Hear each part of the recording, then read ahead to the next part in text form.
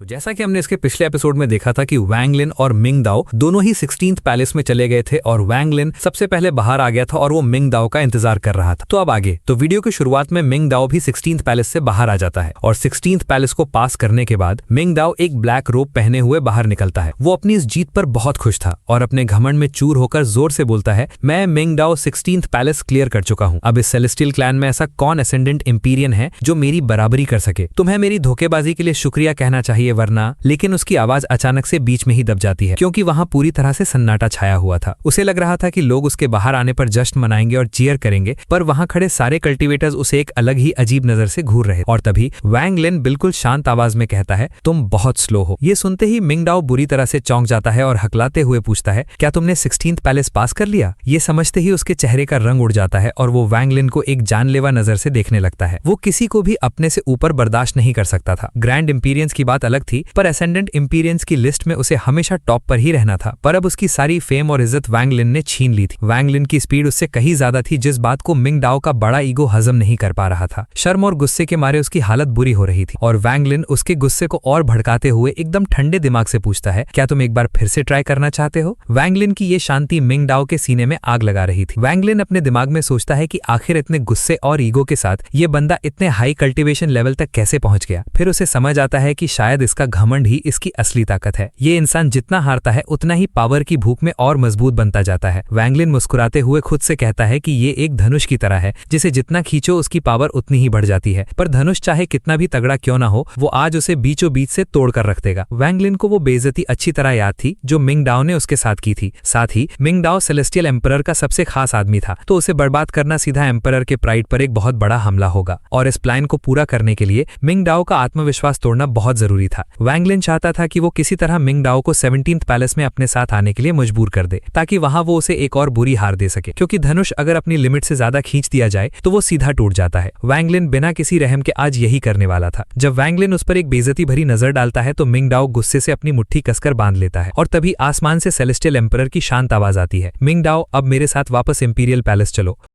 उसके बाद एम्परर वैंग लिन की तरफ तारीफ वाली नजरों से देखकर मुस्कुराता है और कहता है कि उनके क्लैन को एक और तगड़ा कल्टीवेटर मिल गया है। वो मानता है कि उसने वैंग लिन को समझने में गलती की थी, पर अब वो खुद पूरी दुनिया को इस नए पावर के बारे में बताएगा। एम्परर आगे बताता है कि उनके बीच का पुराना इन्विटेशन अभी भी बाकी है। वो वैंग लिन को इंपीरियल सिटी आने का न्योता देता है ताकि वो खुद उसे एक ऑफिशियल टाइटल दे सके। एम्परर इस तरह हंसकर बात कर रहा था जैसे थोड़ी देर पहले का गुस्सा वहां था ही नहीं। ये देखकर आसपास के सारे कल्टीवेटर्स इज्जत से अपना सर झुका लेते हैं, पर वैंग लिन बिल्कुल नॉर्मल रहता है और कहता है, तो मैं सेलेस्टियल एम्परर को जरूर परेशान करूंगा। एम्परर हंसकर कहता है कि इसमें कोई परेशानी नहीं है। फिर वो अचानक से मिंग दाओ की तरफ घूरता है और एक जोर की आवाज निकालता है। वो आवाज किसी बिजली की तरह मिंग दाओ के दिमाग में गूंजती है। इस एक झटके से मिंग दाओ का सारा गुस्सा और ईगो पल भर में हवा हो जाता है। वो एक अजीब सी नजर से वैंग लिन को देखता है और शांति से नीचे उड़ने लगता है। ये अचानक आई शांति वैंग लिन को खतरे का इशारा देती है। अगर मिंग दाओ अपने इतने बड़े ईगो को इतनी आसानी से दबा सकता है तो वो पक्का आगे चलकर और भी खतरनाक बन जाएगा। वैंग लिन समझ जाता है कि इसे ऐसे जिंदा छोड़ना एक बड़ी गलती होगी, इसलिए वैंग लिन ठंडी नजरों से घूरते हुए बोलता है, क्या तुम आगे नहीं जाओगे? ये सुनते ही एम्परर गुस्से में वैंग लिन को देखता है, पर मिंग दाओ वैसा ही रिएक्ट करता है जैसे उसने कुछ ना सुना हो और चुपचाप एम्परर की तरफ बढ़ता रहता है। वैंग लिन अब सीधा मॉक करना शुरू कर देता है और कहता है कि कितनी अफसोस की बात है, इस असेंडेंट इंपीरियन मिंग दाओ के पास तो 17th पैलेस में कदम रखने की हिम्मत भी नहीं है। जब मिंग दाओ पलट कर भी नहीं देखता तो वैंग लिन का डाउट सच हो जाता है कि ये आदमी वाकई में बहुत चालाक है, इसे आज ही खत्म करना होगा।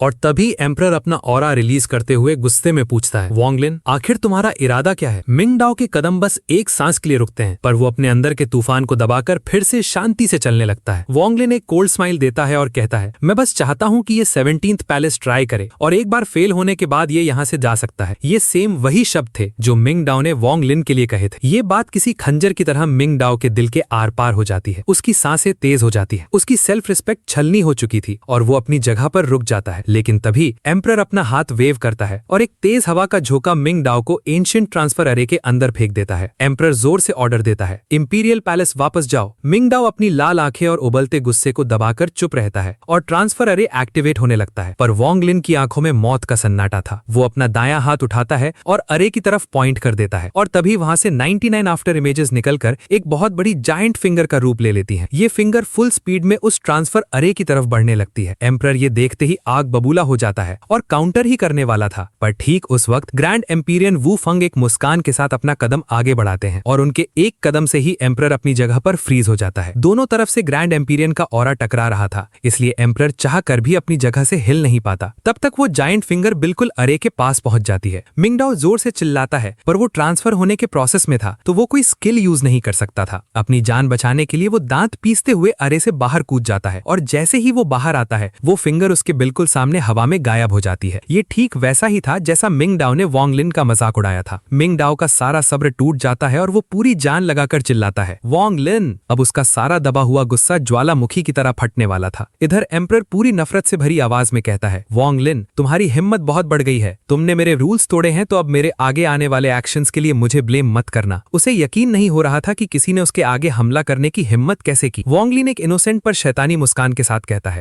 क्या मैंने किसी पर हमला किया? क्या कोई यहाँ इंजर्ड हुआ है? और जब यहाँ कोई इंजर्ड ही नहीं हुआ तो आखिर मैंने कौन सा रूल तोड़ा है? ये वर्ड सीधा एम्परर की पुरानी बातों को ही काट रहे थे, जिससे एम्परर के पास बोलने को कुछ नहीं बचता। इसके बाद वोंगलिन अपनी नजर मिंगडाओ पर गाड़ देता है, जिसकी हालत ऐसी थी कि वो किसी भी पल फट सकता था। वोंगलिन की गूंजती हुई आवाज सबको सुनाई देती है। वो बुरी तरह जलील करते हुए कहता है, लगता है अब तुम्हारे अंदर कोई ईगो नहीं बचा है। ये कोई कल्टीवेटर नहीं बल्कि बिना जान का एक शरीर है जो सिर्फ अपने एम्परर का ऑर्डर मानता है।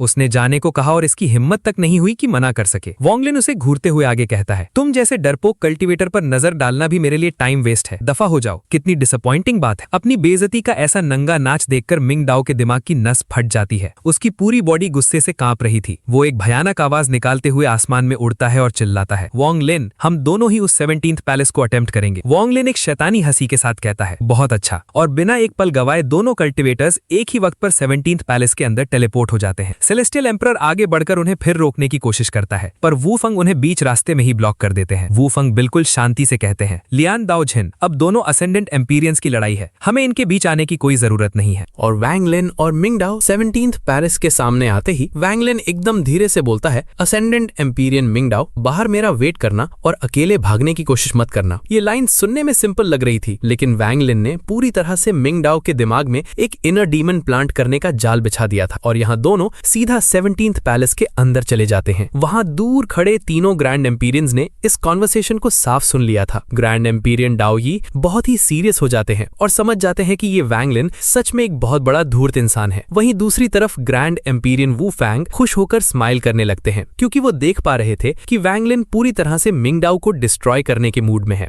लेकिन वहीं सेलेस्टियल एम्परर का एक्सप्रेशन एकदम डार्क पड़ जाता है और वो वहां से निकलकर सीधा अपने इंपीरियल पैलेस में चले जाते हैं। और इसके बाद सेंट्रल कॉन्टिनेंट की तरफ ग्रैंड एम्पीरियन जीयूडी को दिखाया जाता है, जो एक ऑटम लीफ को देखते हुए इम्प्रेस हो रहे थे। वो सोचते हैं कि क्या कैरेक्टर है ये, इसका डाओ में एनलाइटनमेंट और कॉम्बैट पावर तो कमाल है ही, पर ये बंदा कनिंग भी उतना ही ज्यादा है। जीयूडी को समझ आ चुका था कि वैंगलिन इस मिंगडाओ से बहुत बेहतर ऑप्शन है और तभी एम्पीरियन ट्रायल में एंटर करने के कुछ ही देर बाद एक ब्लड मिस्ट उड़ती है और एक इंसान बुरी तरह से बाहर फेंक दिया जाता है। ये इंसान हजारों फीट पीछे जाकर रुकता है और ये और कोई नहीं बल्कि अपना मिंगडाओ होता है। वो अंदर जाते ही फेल हो चुका था और बुरी तरह इंजर हो जाता है। उसका बॉडी ट्रेम्बल कर रहा था और आंखों की लाइट गायब हो चुकी थी। वो चुपचाप खड़ा होकर 17th पैलेस को घूर रहा था और लोगों की चुभने वाली नजरें उसके बॉडी पर महसूस हो रही थी। धीरे धीरे आधा इंसेंस स्टिक जलने का वक्त निकल जाता है, पर मिंगडाओ बस वैंगलिन के बाहर आने का वेट करता रहता है। जैसे जैसे वक्त गुजर रहा था, मिंगडाओ की आखिरी उम्मीद एक जिद्दी फेथ बन चुकी थी कि अगर वो पास नहीं हुआ तो ये वैंगलिन भी किसी कीमत पर पास नहीं हो पाएगा। एक इंसेंस स्टिक और फिर देखते ही देखते आधा घंटा निकल जाता है। वैंगलिन पहले कभी भी किसी ट्रायल में इतनी देर नहीं रुका था और इस लंबे वक्त ने मिंगडाओ के गिरे हुए कॉन्फिडेंस को वापस जगा दिया था। वो पागलों की तरह सोचने लगता है कि वैंगलिन डेफिनेटली स्ट्रगल कर रहा है और वो फेल होने वाला है। वहीं नीचे खड़े बाकी लोग भी अब परेशान होकर बातें बनाने लगते हैं। इधर ग्रैंड एम्पीरियन डाओ यी टेंशन में आ जाते हैं और सोचते हैं कि अगर वैंगलिन सच में इस 17th पैलेस को पास कर लेता है तो पक्का जीयूडी भी उसे अपने ग्रुप में लेने आ जाएंगे। ऐसे रेयर लोग हजारों सालों में एक ही बार आते हैं। उन्हें इस बात का डर था कि अगर वैंगलिन आगे बढ़ गया तो इस मिंगडाओ का डाओ हार्ट पूरी तरह से टूट जाएगा। लेकिन वू फैंग को काफी कॉन्फिडेंस होता है। वो शांत मन से सोचते हैं कि उन्होंने पहले वैंगलिन की हेल्प की थी तो वो डेफिनेटली उन्हें ही चूज करेगा। उन्हें लगता था कि डाओ यी हमेशा हिचकिचाते हैं, इसलिए सिर्फ कमजोर लोग उन्हें फॉलो करते हैं। पर अगर वैंगलिन पास हो जाता है तो उसे रिक्रूट करना सच में मुश्किल होगा, क्योंकि उसके फ्यूचर में ग्रैंड एम्पीरियन बनने के 80% चांसेस थे। और उधर इंपीरियल पैलेस के डेड साइलेंट माहौल में इंपीरियल एम्परर गुस्से में उस इंजर्ड मिंगडाओ को घूर रहे थे। वो सोचते हैं कि उन्हें इंपीरियल टीचर की बात मानकर इस वैंग लिन को पहले ही किल कर देना चाहिए था। उन्हें लगा था कि सब कुछ उनके कंट्रोल में है, पर ये वैंग लिन अब बाकी ग्रैंड एम्पीरियंस को अट्रैक्ट कर रहा था और उनके सबसे कीमती मिंग डाओ को बर्बाद कर रहा था। लेकिन तभी सेलेस्टियल एम्परर के चेहरे पर एक अजीब सी स्माइल आ जाती है। वो सोचते हैं कि अगर वैंग लिन इस 17th पैलेस को पास कर लेता है तो बढ़िया ही होगा। इससे मिंग डाओ को एक मर्सिलेस ब्लो मिलेगा और उसके आगे बढ़ने की जिद और बढ़े। वहीं जूडी भी इस सिचुएशन को अलग नजरिए से देख, वो समझ जाते हैं कि अगर वैंग लिन ने ये पैलेस पास किया तो उसकी कॉम्बैट पावर सबके सामने आ जाएगी और वो ग्रैंड एम्पीरियंस के बाद नंबर 1 बन जाए। ऐसे इंसान को कंट्रोल करना या हायर करना बहुत ज्यादा महंगा पड़ेगा। इसलिए वो अंधी उम्मीद लगा रहे थे कि वैंग लिन इसमें फेल हो जाए। और ट्रायल के बाहर जब मिंग डाओ पूरी तरह से कॉन्फिडेंट हो चुका था कि अब वैंग लिन नहीं आएगा, तभी अचानक 17th पैलेस से एक ब्लाइंडिंग गोल्डन लाइट चारों तरफ फैल जाती। ये लाइट सबकी आंखों में लगती है और उस रोशनी के बीच से एक सफेद बालों वाला बंदा निकल कर आता है। ये अपना वैंग लिन ही था। वैंग लिन उस इंजर्ड मिंग डाओ की तरफ देखता तक नहीं है और उसके पास से इग्नोर करता हुआ निकल जाता है। ये इग्नोर करना मिंग डाओ के बचे कुचे घमंड को चकनाचूर कर देता है। वैंग लिन 18th पैलेस की तरफ जाने के बजाय सीधा नीचे आता है और डाओ ई और वू फंग को ग्रीट करता है और आखिर में अपने एंशिएंट ट्रांसफर अरे की तरफ जाते हुए वो भीड़ में खड़ी हाइजी को देखता है और एक छोटी सी स्माइल के साथ वहां से निकल जाता है। वहीं पीछे मिंग डाओ एक लंबा खून कॉफ करता है जो उसकी खुद की ओरिजिन एसेंस होती है। वो ब्लैंकली बोलता है कि वैंग लिन ने 17th पैलेस पास कर ली। उसका टूटा हुआ दाओ हार्ट और उसका प्राइड वहां जमीन पर बिखरा था, पर वहां खड़े किसी एक भी इंसान को उसकी कोई परवाह नहीं। वैंग लिन के जाते ही पूरा एम्पीरियन ट्रायल शोर से गूंज उठता है। भीड़ में सब लोग पागलों की तरह चिल्लाने लगते हैं कि ग्रैंड एम्पीरियंस के बाद आज से नंबर 1 कल्टिवेटर सिर्फ वैंग लिन। असेंडेंट एम्पीरियंस की पूरी रैंकिंग हिल चुकी थी। लोगों के बीच सिर्फ एक ही बात चल रही थी कि सेलेस्टियल क्लैन के पास अब एक नया सुप्रीम कल्टिवेटर आ चुका है। ये इनका छठा सन बनने वाला है, एक ऐसा इंसान जो सीधा ग्रैंड एम्पीरियन बनने का दम रखता है। और वैंग लिन वहां से तुरंत निकल जाता है। लेकिन एम्पीरियन ट्रायल पर मचा हंगामा थमने का नाम नहीं ले रहा था। वैंग लिन के ट्रायल्स पास करने की वजह से पूरे इलाके में एक अजीब सा जोश भर गया था। सबके दिलों में बस एक ही नाम गूंज रहा था, व्हाइट हेयर्ड एसेंडेंट एम्पीरियन वैंग लिन, जिसने मिंग डाओ को पीछे छोड़कर ग्रैंड एम्पीरियंस के बाद खुद को दुनिया का सबसे ताकतवर साबित कर दिया था। जहां तक सोल आर्मर की बात थी, सबने खामोशी इख्तियार कर ली थी, क्योंकि उन्हें एहसास हो चुका था कि बिना उसके 17th पैलेस तक पहुंचने का ख्वाब देखना भी फिजूल है। इस घटना ने बाकी कल्टिवेटर्स में एक नया जुनून भर दिया और ट्रायल्स अटेम्प्ट करने वालों की एक भीड़ उमड़ पड़ी। इधर ग्रैंड एम्पीरियन डाओ ई खामोशी से वैंग लिन को देखते हुए देख रहे थे। उनकी आंखों में एक अजीब सी चमक आती है और वो वहां से ओझल हो जाते हैं। वो किसी भी कीमत पर वैंग लिन को अपने साथ मिलाना चाहते थे। वू फंग भी एक गहरी सांस लेते हैं। उन्हें मालूम था कि अब वैंग लिन को रिक्रूट करना मिंग डाओ से भी ज्यादा मुश्किल काम है। वो खुद से सोचते हैं कि अच्छा हुआ उन्होंने पहले ही वैंग लिन के साथ दोस्ती कर ली थी, जो उन्हें बाकी ग्रैंड एम्पीरियन से एक कदम आगे रखेगा। दूसरी तरफ इंपीरियल पैलेस एक खौफनाक गर्जन से हिल उठता है, क्योंकि गुस्से में सेलेस्टियल एम्परर ने अपने तख्त को धूल में मिला दिया था। उनके करीब बैठे मिंग डाओ अपनी खोई हुई आंखें खोलते हैं और अपना सिर झुका लेते हैं। सेलेस्टियल एम्परर गुस्से में उनसे कहते हैं कि वो उन्हें सेलेस्टियल एंसेस्टर के खास कल्टीवेशन एरिया में जाने का मौका देंगे ताकि वो अपनी इस बेइज्जती का बदला ले सके। वो आगे कहते हैं कि जब वैंग लिन इंपीरियल सिटी आएगा तब मिंग डाओ को उसे खत्म करके अपनी खोई हुई इज्जत वापस लानी होगी। मिंग डाओ बिना किसी हिचकिचाहट के इस बार हाँ कह देता है। माउंट एम्परर की चोटी पर बैठे ग्रैंड एम्पीरियन जीयूडी भी अपनी गहरी सोच से बाहर आते हैं। वो मुस्कुराते हुए कहते हैं कि भले ही वो मिंग डाओ को अपने साथ नहीं जोड़ पाए, लेकिन अब वो देखना चाहते हैं कि वैंग लिन के लिए होने वाली इस रेस में उनसे कौन जीतता है। वो अपनी शागिर्द हाइजी से कहते हैं कि वो वैंग लिन को अपना डिसाइपल और उसका सीनियर ब्रदर बनाना चाहते हैं। ये सुनकर हैजी की खुशी का ठिकाना नहीं रहता। पर्पल यांग्स एक्ट में भी हलचल शुरू हो गई थी। एक अधेड़ उम्र का शख्स हैरानी से कहता है कि वैंग लिन ने 17th पैलेस पास करके सबको हैरान कर दिया है और अब उसे ढूंढने के लिए ग्रैंड एम्पीरियंस के बीच जंग छिड़ने वाली है। वो अपनी साथ खड़ी 2 छोटी लड़कियों को वैंग लिन की लोकेशन पता लगाने का हुक्म देता है और वो तीनों हवा की तरह वहां से गायब हो जाते हैं। लेकिन उनके निकलते ही वहां मौजूद ग्रीड के पास एक छोटा हाथ आता है। वो छोटी लड़की प्यार से उसे लिटिल वुल्फ कहती है और उसे अपने साथ ले जाने के लिए उसकी गर्दन पकड़ लेती है, जिसे देखकर बेचारे ग्रीड की आंखों में आंसू आ जाते हैं। इस सब के बीच ग्रैंड सेज कॉन्टिनेंट की एक गुफा में वैंग इन की असली बॉडी बैठी हुई थी। उसका सी ड्रैगन वहां आलसी बनकर लेटा हुआ था और लियू जिंगबियाओ उसके ऊपर कूद फांद कर रहा था। लियू जिंगबियाओ बड़े प्यार से उस ड्रैगन की मालिश कर रहा था ताकि उसे कंफर्टेबल फील हो। वो ड्रैगन को पट्टी पढ़ाता है कि ये खास मसाज टेक्निक उसने एक पुराने क्लैन से सीखी है, जो ब्लड फ्लो बेहतर करती है और उड़ने जैसा एहसास देती है। लियू जिंगबियाओ थोड़ी देर बाद थक कर लेट जाता है और ड्रैगन से कहता है कि अब उसकी बारी है। वो झूठ बोलता है कि वो भी असलियत में एक सी ड्रैगन ही है, जिसे किसी स्पेल ने इंसान बना दिया है। जब ड्रैगन हिचकिचाता है तो लियू जिंगबियाओ उसे एक्सियू लिगो के नाम से डराता है। वो कहता है कि एक्सियू लिगो एक बहुत ही खतरनाक बंदा है, जिसे ड्रैगन्स को परेशान करने में मजा आता है। ड्रैगन बेचारा डर जाता है और अपना ओरिजिन एसेंस निकालकर लियू जिंगबियाओ को देने लगता है। लियू जिंगबियाओ उसे अब्सॉर्ब करते हुए हुए मन ही मन हंसता है कि ये ड्रैगन कितना भोला है और वो इस ताकत से एक्सियो लीगो को सबक सिखाएगा। तभी वैंग लिन की आंखें खुलती हैं और वो लियू जिंगबियाओ की चालाकी देखकर हैरान रह जाता है, लेकिन वो उसे इग्नोर कर देता है। जब लियू जिंगबियाओ अपनी कल्टीवेशन पूरी कर लेता है तो वैंग लिन ठंडी आवाज में कहता है कि अब नाटक बंद करो और निकलने की तैयारी करो। लियू जिंगबियाओ घबराकर पूछता है कि वो एक्सियो लीगो को कब ढूंढेंगे। वैंग लिन कैजुअली कहता है कि पहले हमें सेंट्रल कॉन्टिनेंट जाना है क्योंकि कुछ मेहमान आ रहे हैं और एक्सियो लीगो से मिलना किस्मत की बात है। वैंग लिन अपने ड्रैगन और लियू जिंगबियाओ को समेटकर गुफा से बाहर निकलता है और माउंटेन टॉप पर खड़ा होकर इंतजार करने लगता है कि सबसे पहले उससे मिलने कौन आता है। उसी वक्त इंपीरियल सिटी के ईस्टर्न हिस्से में एक फ्लावर शर्ट पहना हुआ यंग मैन यानी लिटिल किंग बड़े गर्व के साथ चल रहा होता है।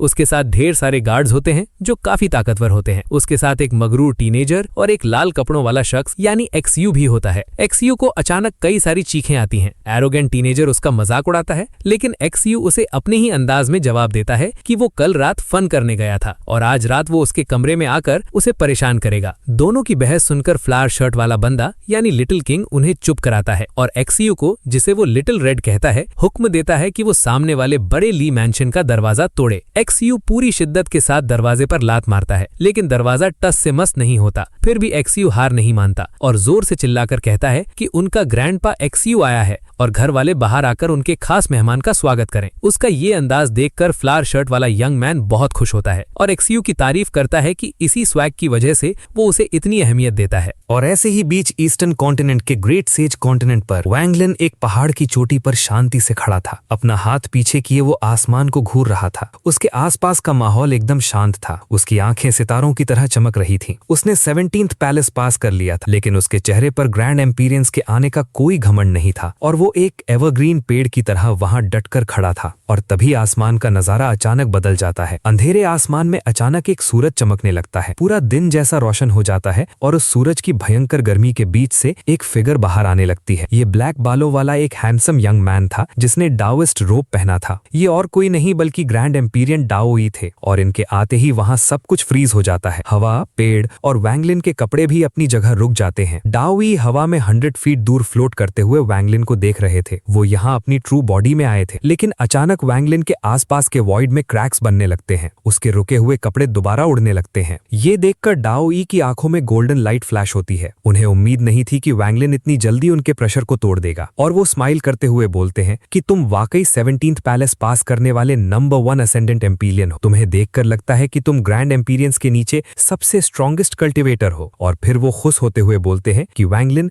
मेरे साथ चलो। मैंने पहले भी वादा किया था कि जब तक मैं जिंदा हूं तुम्हें मरने नहीं दूंगा। वैंग लिन शांति से हाथ जोड़कर उन्हें रिस्पेक्ट देता है। डाओ ई एक रिंग निकालते हैं जो हवा में उड़कर 30 फीट का बड़ा हेलो बना देती है। वो बताते हैं कि ये रिंग उन्होंने खुद रिफाइन की है। इसमें इममेमोरियल गॉड रेल्म के मटेरियल्स लगे हैं और उन्हें इसे बनाने में 100,000 साल लग गए। ये सेलेस्टियल एंसेस्टर के ट्रेजर की नकल है जिसे तोड़ना आसान नहीं है। वैंग लिन की आंखें इस ट्रेजर को देखकर चमक उठती हैं। फिर डाओ ई अपना लेफ्ट हैंड वेव करते हैं और एक ब्राइट ग्रीन बैम्बू निकालते हैं। वो समझाते हैं कि ये हेवनली ट्रेजर है। इसे अपनी बॉडी के साथ फ्यूज करने से तुम्हारे एसेंसेस इवॉल्व हो जाएंगे। इसमें उनका डाओ भी है। अगर तुमने इसको समझ गए तो तुम ऑलमोस्ट ग्रैंड एम्पीरियन के लेवल तक पहुंच जाओगे। इस बैम्बू की महक से ही वैंग लिन के एसेंसेस स्ट्रॉन्ग होने लगते हैं। डाओ ई जानते थे कि वैंग लिन को ट्रेजर्स पसंद है, लेकिन उन्हें बाकी ग्रैंड एम्पीरियंस को भी टक्कर देनी थी। इसलिए वो अपना सबसे मेन ट्रेजर निकालते हैं और तभी डाओ ई अपने स्लीव को वेव करते हैं। एक जायंट वॉटेक्स बनता है और उसमें से एक फिस्ट साइज का स्कल बाहर आता है। ये बेबी स्कल लग रहा था जिसमें से भयंकर डेथ ऑरा निकल रहा था। इस ऑरा ने डाओ ई के फ्रीज किए हुए वर्ल्ड को कोलैप्स कर दिया था। डाओ ई समझाते हैं कि ये इममेमोरियल गॉड रेल्म से नहीं मिला। जब वो इममॉर्टल एस्ट्रल कॉन्टिनेंट के बाहर एक रूइंड कॉन्टिनेंट पर थे तब उन्हें ये मिला था। इसे उठाते ही वो कॉन्टिनेंट गायब हो गया। इसके अंदर ऐसी पावर है जो वो भी नहीं समझ पाते। अगर तुम मेरे साथ आओगे तो मैं ये तुम्हें दे दूंगा। वैंग लिन को ये स्कल काफी फेमिलियर लग रहा था। उसे ऐसा लगता है जैसे वो इस पावर को पहले से जानता हो। वो थोड़ा सोचता है और बोलता है कि मैं आपका शुक्रिया करता हूँ, लेकिन मुझे थोड़ा सोचने दीजिए। डाओ ई नॉड करते हैं और बोलते हैं कि ठीक है।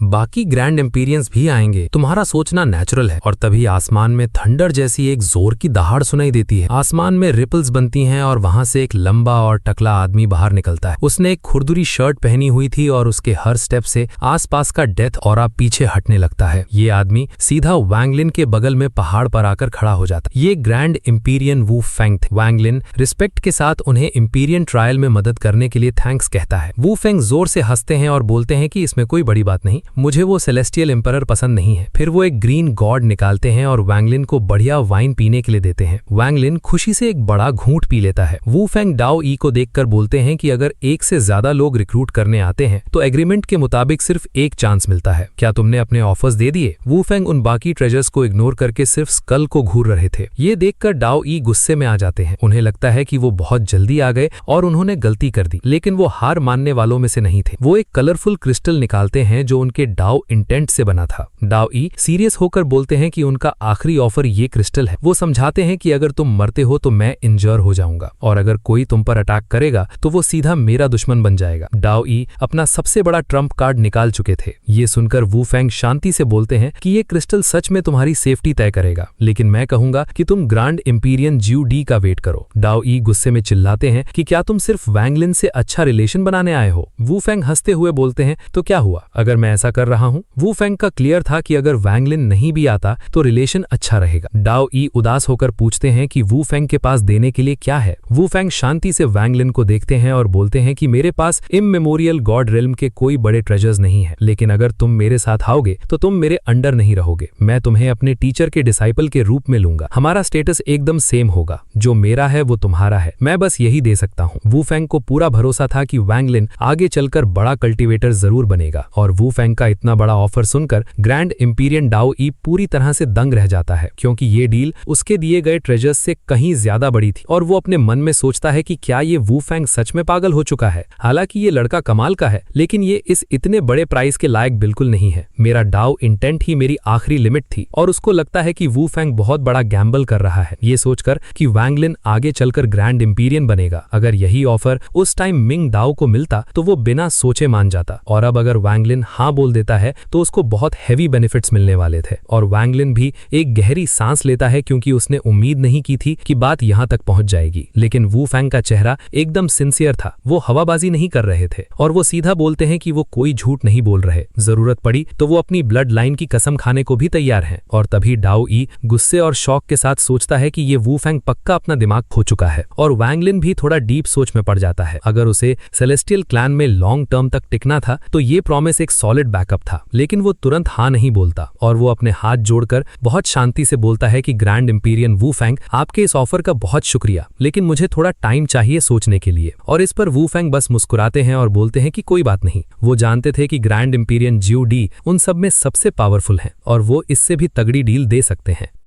और तभी वो आगे बोलते हैं कि लो वो आ भी गए। और तभी आसमान में अचानक से एक रोशनी चमकती है और दो लोग वहां प्रकट होते हैं। ये इंपीरियन एग्जॉल्ट हैजी और उसके मास्टर जियोडी थे। और हैजी उसको देखते ही खुशी से चहक उठती है। वो तुरंत उसके पास पहुंचकर बोलती है कि तुम इतने लंबे टाइम तक गायब थे और वापस आते ही तुमने 17th पैलेस क्लियर कर दिया। और वैंगलिन बहुत कैजुअली आंसर देता है कि बस उसकी किस्मत अच्छी थी। हैजी उसके बहुत पास खड़ी थी और उसकी महक आ रही थी, लेकिन वैंगलिन पीछे नहीं हटता। लेकिन उसे याद था कि जब पूरी दुनिया उसके खिलाफ थी तो इस लड़की ने उसको सपोर्ट किया था। और तभी हैजी बहुत प्यार से पूछती है कि क्या उसको याद है जब उसने माउंट टेम्परेंट के ऑटम लीव 7 देखने का जिक्र किया था। और अपने सामने इस खूबसूरत लड़की को देखकर वैंगलिन थोड़ा हेजिटेट करता है और एक सांस लेता है और वो बहुत शांति से बोलता है कि वो जाएगा, लेकिन हैजी तुरंत निराश होकर समझ जाती है कि वो अभी की बात नहीं कर रहा है। वैंगलिन अपने एक्सपीरियंस से उसकी फीलिंग्स को क्लियर समझ पा रहा था। हालांकि अभी हैजी के दिल में कोई डीप लव नहीं था, लेकिन एक सॉफ्ट कॉर्नर जरूर था। और वैंगलिन नहीं चाहता था कि आगे चलकर ये लड़की भी केव वर्ल्ड की उन औरतों की तरह अनहैप्पी रह जाए, इसलिए वो एक डिस्टेंस मेंटेन करना चाहता था। और वैंगलिन को चुप देखकर हैजी नाटक करते हुए उसकी पीठ पर हाथ मारती है और हंसते हुए बोलती है कि वो तो बस उसको वहां ले जाकर दूसरी औरतों से मिलवाना चाहती थी, अगर नहीं जाना तो कोई बात नहीं। और वैंगलिन बस हल्का सा मुस्कुरा देता है। और तभी ग्रैंड इंपीरियन जियोडी बिल्कुल सीरियस फेस के साथ बोलते हैं कि हैजी, ये मजाक का टाइम नहीं है। हालांकि उनके अंदर से कोई पावर बाहर नहीं आ रही थी और वो बिल्कुल नॉर्मल लग रहे थे, लेकिन उनकी प्रेजेंस कमाल की थी। और वो सीधा वैंगलिन से बोलते हैं कि ये ओल्ड मैन तुम्हें अपना डिसाइपल बनाना चाहता है और वो उसको एक ऐसा प्रॉमिस करते हैं जो सिर्फ एक ग्रैंड इंपीरियन ही कर सकता था। वो बोलते हैं कि जैसे ही इममेटीरियल गॉड रेल्म ओपन होगा वो उसको अंदर भेजने में हेल्प करेंगे ताकि वो अगला ग्रैंड इंपीरियन बन सके। ये एग्जैक्ट वही डील थी जो उन्होंने मिंग दाओ को भी दी थी, लेकिन उसने उस वक्त सेलेस्टियल एम्परर को चुना था। और जियोडी पूरे कॉन्फिडेंस के साथ बोलते हैं कि उनकी गाइडेंस में उसके ग्रैंड इंपीरियन बनने के चांसेस 30% तक बढ़ जाएंगे और अगर वो उनका डिसाइपल बनता है तो सेलेस्टियल एम्परर भी उस पे आंख उठाने की हिम्मत नहीं करेंगे। अगर उनके बीच कोई पुरानी दुश्मनी भी हुई तो वो उसको खुद सेटल करवा देंगे। और वो आगे बताते हैं कि मरे हुए डोंगलिन को छोड़कर आज की डेट में सिर्फ जेमिनाई ही उनके लेवल की थी, लेकिन अपने पिछले रीइंकार्नेशन के चक्कर में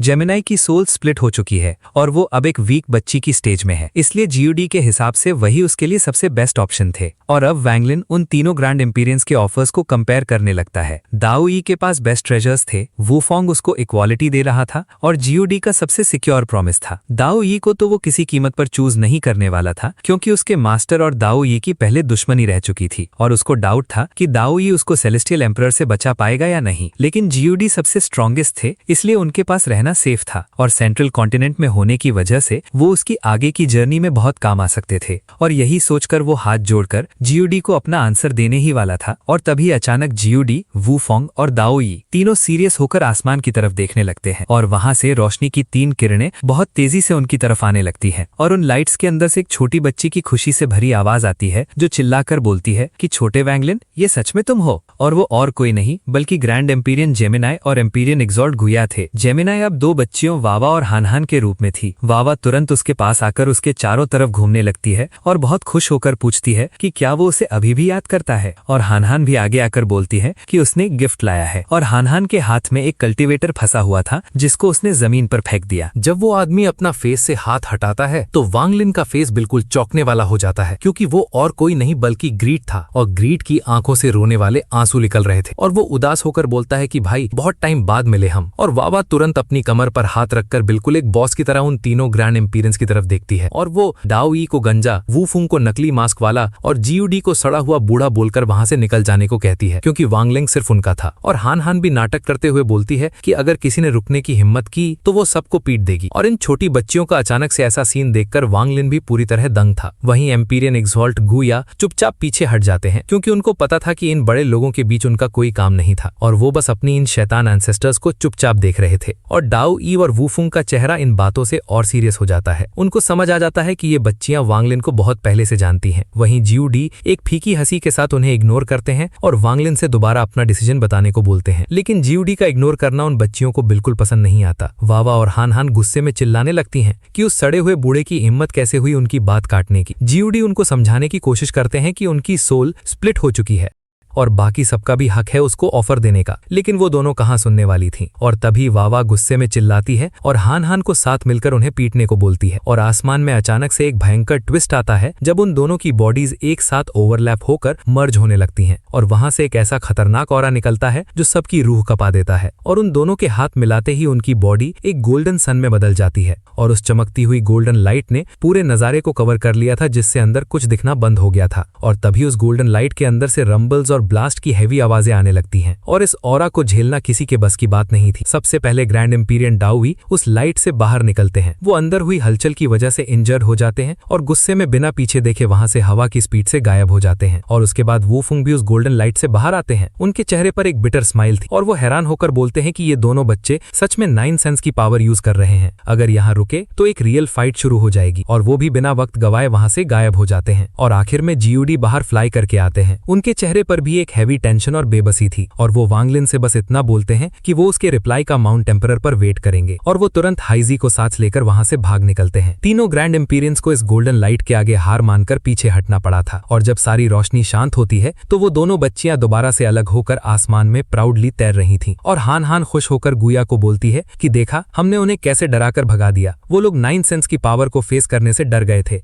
और गुया तुरंत आगे बढ़कर ग्रैंड एम्पीरियन जेमिनाई की तारीफ करने लगता है। वो काफी रिस्पेक्ट के साथ बोलता है कि ग्रैंड एम्पीरियन जेमिनाई सच में बेहद ताकतवर हैं और वो उनका बहुत बड़ा एडमायरर है। असल में गुया के पास कहने को कुछ खास बचा नहीं था, क्योंकि अब उसे समझ आ गया था कि जब वो वैंगलिन को रिक्रूट करने के लिए परेशान था तब इन दोनों नन्ही एंसेस्टर्स ने जिस मेथड की बात की थी उसका असली मतलब क्या था। उनका तरीका एक बच्चे की तरह जिद करना और बाकी सबको डराकर भगा देना ही था। गुया थोड़ी शर्म महसूस करते हुए वैंगलिन के सामने हाथ जोड़ लेता है और उसे ग्रीट रिस्पेक्ट करता है। वो शांति से कहता है कि सीनियर, आप बहुत मशहूर हैं और आपके पास कई विकल्प हैं, लेकिन ग्रैंड एम्पीरियन जेमिनाई एक बच्चे की तरह निश्चल और दयालु हैं। अगर आप इनके साथ जुड़ते हैं तो ये आपका पूरा ख्याल रखेंगी और हम आपकी हर जरूरत को पूरा करने की कोशिश करेंगे। ये बोलकर गुया सम्मान में काफी देर तक झुका रहता है। वैंगलिन वहाँ शांति से सब देख रहा था और जब उसकी नजर ग्रीड के उतरे हुए चेहरे पर पड़ती है तो वो सोच में डूब जाता है। तभी हान हान गुस्से में अपना मुंह फुलाकर बोलती है, लिटिल गुया, तुम इतनी बातें क्यों कर रहे हो? फिर वो सीधा वैंगलिन से पूछती है कि अब यहाँ कोई दूसरा ग्रैंड एम्पीरियन नहीं बचा है तो क्या वो उनके साथ चलने के लिए तैयार है? हान हान के इस अंदाज में एक अजीब सी मासूमियत थी जो उसे बहुत क्यूट बना रही थी। वैंगलिन जब उसे देखता है तो उसे अपने अतीत की जो रू याद आ जाती है जब वो छोटी थी। तभी वावा अपनी बड़ी बड़ी आंखों से गुस्से में देखते हुए बोलती है कि उसने वैंगलिन की जान बचाई थी और अगर वो अनग्रेटफुल निकला तो वो उसे जरूर पीटेगी। वैंगलिन ये सुनकर बस एक फीकी स्माइल पास करता है। गुइया को अंदर ही अंदर काफी शर्म आ रही थी क्योंकि उसे पता था कि किसी भी असेंडेंट एम्पीरियन को ऐसे धमकाकर या इस टोन में रिक्रूट नहीं किया जाता, खासकर वैंगलिन जैसे शख्स को जिसे बाकी सबने बड़े बड़े ऑफर्स दिए थे। गुइया मामला संभालने की कोशिश करता है, तभी हान हान हवा में उड़कर वैंगलिन के पास पहुंच जाती है। वो खुद को वैंगलिन से ऊंचा दिखाने के लिए थोड़ा और ऊपर फ्लोट करती है और गर्व से कहती है कि अगर वो नहीं माना तो वो अपने फादर से उसे पिटवाएगी। वो बताती है कि उसके फादर इतने स्ट्रांग हैं कि बस एक डेथ वर्ड लिख देंगे और सब मर जाएंगे। ये सुनकर वैंगलिन दंग रह जाता है और गुइया डर के मारे कांपने लगता है। गुइया तुरंत वैंगलिन को एक सीक्रेट मैसेज भेजता है कि ये दोनों छोटी एंसेस्टर्स अपने उस पिता की बात कर रही हैं जो उन्हें रीइंकार्नेशन के बाद मिले थे और उनकी पुरानी यादें थोड़ी धुंधली हैं, इसलिए प्लीज उनकी बातों का बुरा मत मानिएगा। इसके बाद वावा को शक हो जाता है कि गुइया कुछ सीक्रेट मैसेज भेज रहा है। वो शान से कहती है कि गुइया उनकी बात नहीं मान रहा और वो भी उसे अपने फादर से पिटवाएगी। वैंगलिन इन दोनों बच्चियों की हरकतें देखकर ठंडी सांस लेता है। उसे लगता है कि बाकी ग्रैंड एम्पीरियंस के मुकाबले ये दोनों बच्चियां ज्यादा अपनापन महसूस करा रही हैं। तभी उसके दिमाग में एक बात चमकती है जब वो ग्रीड को देखता है। उसे याद आता है कि उसकी टीचर स्वोल लोरो को भी लोगों को केव वर्ल्ड से बाहर निकालने के लिए एक बड़ी कीमत चुकानी पड़ती थी। लेकिन ग्रैंड एम्पीरियन जेमिनाई ने कम कल्टीवेशन वाले ग्रीड को इतनी आसानी से बाहर निकाल लिया। हालांकि रीइंकार्नेशन के वक्त इनका पावर रिकवर नहीं हुआ था, फिर भी इनकी काबिलियत कमाल की थी। वैंगलिन को याद आता है कि पर्पल यांग सेक्ट में एक ऐसी जगह है जो सीधा केव वर्ल्ड से जुड़ी है। हाँ, दोबारा गुस्से में बोलती है कि उसे अब फैसला सुनाना ही होगा, नहीं तो वो अपने पिता को बुला लेगी। वैंगलिन मुस्कुराकर हाँ में सिर हिला देता है और कहता है कि वो ग्रैंड एम्पीरियन जेमिनाई को फॉलो करने के लिए तैयार है। ये सुनते ही दोनों बच्चियां खुशी से झूम उठती हैं। वावा तो ग्रीड के पास जाकर उसे रेड फ्लावर्स देने की बात करने लगती है क्योंकि उसे लगता है कि ग्रीड ने आज परफॉर्म किया है। गुया को यकीन नहीं हो रहा था कि वैंगलिन इतनी आसानी से मान गया क्योंकि उसे लगा था कि वैंगलिन बड़े बड़े लालच में आए। वैंगलिन तभी अपनी एक शर्त रखता है कि वो ज्यादा वक्त तक रुक नहीं सकता क्योंकि उसे सेंट्रल कॉन्टिनेंट जाना है और उसके बाद वो लंबे वक्त के लिए क्लोज डोर कल्टीवेशन में चला जाए। अगर उस पर वहां कोई हमला होता है तो जेमिनाई को उसकी मदद करनी हो। गुया थोड़ी देर सोचने के बाद इस शर्त को मान लेता है। वैंगलिन वादा करता है कि सेलेस्टियल क्लान में वो सिर्फ जेमिनाई को ही फॉलो करेगा और कभी किसी दूसरे ग्रैंड एम्पीरियन के नीचे नहीं जाएगा। गुया ये सुनकर बेहद खुश हो जाता है क्योंकि नंबर 1 एसेंडेंट एम्पीरियन का साथ मिलना ही अपने आप में बहुत बड़ी बात। वो वैंगलिन को पर्पल यांग सेक्ट चलने का न्योता देता है और कहता है कि वो वहां कहीं भी कल्टीवेट कर सकता है, यहाँ तक कि उस खास जगह पर भी जहां जेमिनाई खुद पहले रहा करती थी। जाने से पहले वैंगलिन एक बार पीछे मुड़कर डोंगलिन सेक्ट की तरफ देखता है, मानो उन बुजुर्ग को आखिरी बार अलविदा कह रहा हो। वक्त तेजी से गुजरने लगता है और देखते ही देखते 1 साल बीत जाता है। 1 साल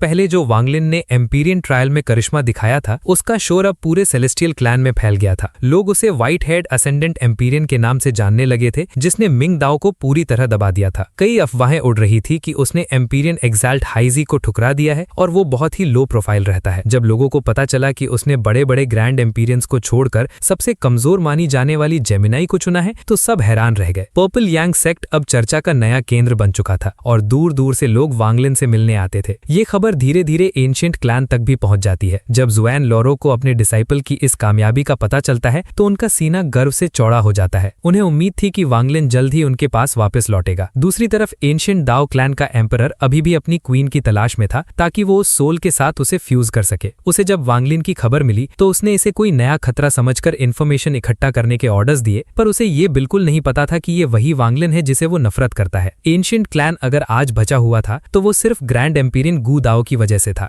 जो माउंट एंशिएंट पर रहते थे। वो इतने खतरनाक थे कि उन्होंने एक बार एक दूसरे ग्रैंड एम्पीरियन को इंजर करके किल कर दिया था और उनके सामने सेलेस्टियल क्लैन का डोंगलिन भी कुछ नहीं था और उनका वजूद एंशिएंट एंसेस्टर के जमाने से चला आ रहा था। जब वो ग्रैंड एम्पीरियन बने थे तब जीओडी सिर्फ एक मामूली गोल्डन एक्साल्ट हुआ करता था। एक वक्त ऐसा आया जब एंशिएंट और सेलेस्टियल क्लैन के बीच एक भयानक जंग छिड़ जाती है। इस वॉर में सेलेस्टियल क्लैन के पास ताकत का पलड़ा भारी था क्योंकि उनके पास 8 ग्रैंड एम्पीरियंस जबकि एंशिएंट क्लैन के पास सिर्फ 4। जब जंग अपने चरम पर थी और सेलेस्टियल्स ने धोखे से एंशिएंट क्लैन की आधे से ज्यादा जमीन पर कब्जा कर लिया था, तब ग्रैंड इंपीरियन गुओ डाओ अपने गहरे कल्टीवेशन से बाहर आते हैं। उन्होंने मैदान जंग में कदम रखते ही तबाही मचा दी। उन्होंने अकेले ही हजारों सेलेस्टियल वॉरियर्स और 2 बड़े ग्रैंड इंपीरियंस का सामना किया और दोनों को मौत के घाट उतार दिया। इतना ही नहीं, जब वो वापस लौट रहे थे तो एक और सेलेस्टियल ग्रैंड इंपीरियन ने उन पर पीछे से हमला किया, पर गुओ डाओ ने उसे भी नहीं छोड़ा और उसे भी खत्म कर दिया। इस एक लड़ाई ने पूरे इमॉर्टल एस्ट्रल कॉन्टिनेंट की बुनियाद हिला दी थी। गुओ डाओ का खौफ इतना गहरा था कि सेलेस्टियल्स को मजबूरन पीछे हटना पड़ा और जंग खत्म हो गई। आज भी सेलेस्टियल क्लैन में उनका इतना डर है कि उनके पास एक एक्स्ट्रा ग्रैंड इंपीरियन होने के बावजूद वो एंशिएंट क्लैन पर दोबारा हमला करने की हिम्मत नहीं जुटा पाते। वक्त गुजरता है और धीरे धीरे वैंगलिन की बहादुरी के किस्से पूरे एंशिएंट क्लैन में आग की तरह फैलने लगते हैं। ये पहली बार था जब वैंगलिन का नाम हर किसी की जुबान पर था। इस 1 साल के अंदर लोग असेंडेंट इंपीरियन मिंग डाओ को पूरी तरह भूल चुके थे, क्योंकि वैंगलिन ने अपनी काबिलियत से उसकी हर पहचान को मिटा दिया था। इसी बीच सीन बदलता है और हम सेलेस्टियल एम्परर की इंपीरियल सिटी के एक अंधेरे बेसमेंट में पहुंचते हैं। वहां एक पूल है जिसमें काला पानी उबल रहा है और उसमें से जहरीली काली धुंध निकल रही है। उस पूल के अंदर मिंग डाओ बैठा हुआ है। वो बेहद तकलीफ में है और उसका पूरा शरीर कांप रहा है, पर पिछले 1 साल से वो इस दर्द को बर्दाश्त कर रहा है ताकि वो बदला ले सके। जब तकलीफ हद से बढ़ जाती है तो वो गुस्से में चिल्लाता है, वैंगलिन, तुमने मुझसे मेरा सब कुछ छीन लिया है। मैं खुद अपनी एक एक चीज वापस लेकर रहूंगा। तभी वो काला पानी और तेजी से खौलने लगता है और वो काली धुंध उसकी बॉडी के अंदर घुसकर उसे बदलने लगती है। तभी वहां रिपल्स बनती हैं और सेलेस्टियल एम्परर वहां प्रकट होता है। सेलेस्टियल एम्परर ठंडी आवाज में कहता है कि सेलेस्टियल ओरिजिन लॉ पर वापस लौटना कोई आसान काम नहीं है। वो बताता है कि खुद उसने, जिसके पास सेलेस्टियल एंसेस्टर की असली ब्लड लाइन है, वो भी इसमें कामयाब नहीं हो पाया था। एम्परर ने मिंग डाओ को रिक्रूट करते वक्त उसे सेलेस्टियल एंसेस्टर की ब्लड लाइन देने का वादा किया था और आज वो वही वादा पूरा करने आया है। एम्परर मुस्कुराते हुए समझाता है कि यही वो राज है जिससे सेलेस्टियल एंसेस्टर की ब्लड लाइन से एक नया ग्रैंड इंपीरियन पैदा हो सकता है। अगर मिंग डाओ इस पूल में टिका रहा और उसके अंदर वैंगलिन के लिए नफरत और गुस्सा बरकरार रहा तो वो ओरिजिन पर वापस लौट जाएगा। मिंग डाओ दर्द से कराह रहा था और उसके होश धीरे धीरे खो रहे थे, पर उसके मुंह से सिर्फ एक ही बात निकल रही थी, उसको मार दूंगा, वैंगलिन को खत्म कर दूंगा। मिंग डाओ की हालत देखकर सेलेस्टियल एम्परर वहां से एक जहरीली मुस्कुराहट के साथ निकल जाता है। वो सोचता है कि इस जनरेशन में वो सेलेस्टियल एंसेस्टर की पुरानी शान वापस लाएगा। उसका प्लान बड़ा है। वो सबसे पहले बूढ़े जियू दी से शुरुआत करेगा, क्योंकि वो अब पुराना हो चुका है। एक बार वो कामयाब हो गया तो किसी में इतनी हिम्मत नहीं होगी कि उसकी बात टाल सके। दाओ ई के बारे में सोचते हुए एम्परर कहता है कि वो बहुत ही चालाक इंसान है। दाओ ई ने ग्रैंड एम्पीरियन बनने के लिए अपने ही बड़े भाई को मरवा दिया था और उसका हक चुरा लिया था। एम्परर को ऐसे ही धूर्त लोग पसंद हैं जो उसके काम आ सके। वहीं दूसरी तरफ वू फेंग, जो इंपीरियल ब्लड लाइन की इज्जत नहीं करता, उसे एम्परर सीधा इंजर करके उसकी ग्रैंड एम्पीरियन की ताकत छीन लेना चाहता है ताकि वो ताकत दाओ फेई को दी जा सके। रही बात जेमिनाई की, तो एम्परर को उनसे तब तक कोई खतरा नहीं लगता जब तक उनकी सोल्स आपस में मिलकर एक नहीं हो जाती। इतना सब सोचकर सेलेस्टियल एम्परर वहां से गायब हो जाता है। सीन वापस घूमकर ईस्टर्न कॉन्टिनेंट के पर्पल यांग सेक्ट पर आता है, जहां वैंगलिन रुका हुआ था। बाहर बर्फ गिर रही है और पूरा सेक्ट सफेद चादर से ढका हुआ है। वैंगलिन पिछले 1 साल से एक ही जगह पर बैठा है, जो वहां का रिस्ट्रिक्टेड एरिया है, जिसे बीस्ट फार्म रेल्म कहते हैं। वैंगलिन ने महसूस किया कि यहाँ एक इनविजिबल बैरियर है और उस बैरियर के उस पार उसका पुराना घर और वो यादें हैं जिन्हें वो बहुत मिस करता है। वो अपना दाहिना हाथ आगे बढ़ाकर उस बैरियर को छूने की कोशिश करता है। उसकी आंखों में पुरानी यादें ताजा हो जाती हैं और वो एक गहरी सांस लेकर सोचता है, ये मेरे घर की खुशबू है। अब उसे पता था कि यहाँ से निकलने का वक्त आ गया है। तभी उसे कुछ दूरी से बच्चों के हंसने की आवाज आती है। उनकी मासूम हंसी सुनकर वैंगलिन को सुकून मिलता है। वहाँ एक छोटी लड़की दूसरी को चढ़ा रही थी कि वो लिटिल वुल्फ यानी ग्रीड को परेशान न करे। वो लड़कियां मस्ती में कहती हैं कि चलो पहाड़ के नीचे चलकर लोगों को उल्लू बनाते हैं, उसमें बड़ा मजा आएगा। ये सुनकर लियू जिनबियाओ रोता हुआ और मिन्नतें करते हुए कहता है, प्लीज मेरे छोटे आकाओ, मुझे लिटिल ब्याओजी मत कहो, ये नाम सुनने में बिल्कुल अच्छा नहीं लगता। तो फिर एपिसोड को यहीं एंड करते हैं और नेक्स्ट पार्ट भी जल्दी ही आ जाएगा, तो सपोर्ट बनाए रखो।